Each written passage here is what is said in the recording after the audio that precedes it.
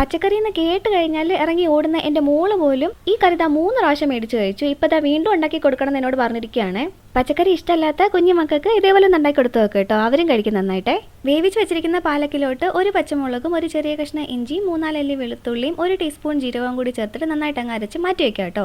ഇനി നമുക്ക് ഇഷ്ടമുള്ള പച്ചക്കറികളിലേക്ക് ആവശ്യത്തിന് ഉപ്പ്, മഞ്ഞൾപ്പൊടി, 1 ഗ്ലാസ് വെള്ളവും കൂടി ചേർത്തിട്ട് 2 വിസിലിൽ വേവിച്ചെടുത്ത് വെക്കാം. പിന്നെ ഒരു 12 കാഷ്യൂനട്ട് നല്ല ചൂട് പാലിൽ കുതിർത്തിട്ട് അരച്ചെടുത്ത് മാറ്റി വെക്കാം കേട്ടോ.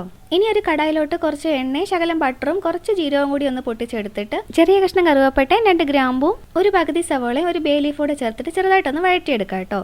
ഇനി നല്ലപോലെ പഴുത്ത ഒരു വലിയ തക്കാളിയും കൂടി അരിഞ്ഞത് ചേർത്ത് ഒന്ന് സോഫ്റ്റ് ആകുന്നിടം വരെ വഴറ്റിയെടുക്കാം. ഇനി തീ ലോ ഫ്ലെയിമിലേക്ക് ആക്കി കൊടുത്തിട്ട് കുറച്ച് മഞ്ഞൾപ്പൊടി, മല്ലിപ്പൊടിയും ചിക്കൻ മസാലയോ ഗരം മസാലയോ കുറച്ച് കസൂരി മെത്തിയും കൂടെ ചേർത്ത് പച്ചമണം മാറി വരുമ്പോൾ നമ്മൾ അരച്ച് വെച്ചിരിക്കുന്ന പാലക്കില്ലേ അതും കൂടി ചേർത്തിട്ട് നന്നായിട്ടൊന്ന് വേവിച്ചെടുക്കണം കേട്ടോ. കുറച്ച് വെള്ളം കൂടി ചേർത്ത് കൊടുക്കാവേ. നമ്മളിത് അടച്ചു വെച്ചാണ് വേവിച്ചെടുക്കുന്നത്, ഇല്ലെങ്കിൽ ഭയങ്കരമായിട്ട് അങ്ങ് തെറിക്കും കേട്ടോ. പാലക്ക് നല്ലതുപോലെ വെന്ത് ചെറിയ കളറൊക്കെ ഒന്ന് മാറി വന്ന് അതിന്റെ പച്ച ടേസ്റ്റ് മാറിയെന്ന് ഉറപ്പ് വന്നു കഴിയുമ്പോൾ മാത്രം നമ്മൾ ആ വേവിച്ച് വെച്ചിരിക്കുന്ന പച്ചക്കറിയും കൂടെ ചേർത്തിട്ട് ഒരു 3-4 മിനിറ്റ് കൂടെ ഒന്ന് അടച്ചു വെച്ച് വേവിച്ചെടുക്കണം കേട്ടോ. ഇനി ഇതിലേക്ക് നമ്മുടെ കാഷ്യൂനട്ട് പേസ്റ്റും കൂടി അങ്ങ് ചേർത്ത് കൊടുത്താൽ മതി. അപ്പോൾ പിന്നെ ഫ്രഷ് ക്രീമിന്റെ ഒന്നും ആവശ്യമില്ല കേട്ടോ. പിന്നെ ഉപ്പ് കുറവാണെങ്കിൽ ഒരു ശകലം കൂടി ചേർത്ത് കൊടുത്തേക്കണേ. ഇനി ഒരു 5 മിനിറ്റ് അടച്ചു വെച്ച ശേഷം നല്ല ചൂട് ചപ്പാത്തിയോടെ കഴിക്കാൻ അടിപൊളിയാണ്. ട്രൈ നോക്കിയിട്ട് പറയാൻ മറക്കല്ലേ.